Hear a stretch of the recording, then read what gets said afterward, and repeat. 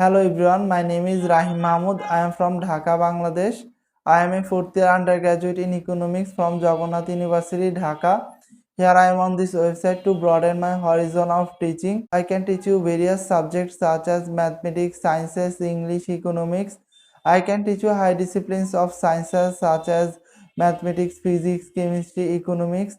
Although I can teach you other subjects, but my expertise in teaching mathematics and sciences. I think learning sciences can develop problem solving skills and complex challenges essential for navigating everyday life and others' problems. I have been teaching for 4 years. I have experience with students of different classes ranging from 3 to A level. I have been getting many excellent feedback from my students last 2 years. I have worked as a content creator in different renowned institutions such as Ministry of Renaissance, UCC, etc.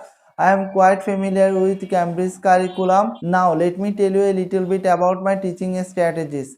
I prepare my planning for each and individual students. I adapt my teaching techniques with modern world so that student can learn efficiently. I always make sure that learning in my class is technology based. I have expertise in online teaching platforms such as my Viewboard, Zoom, Google Meet, etc.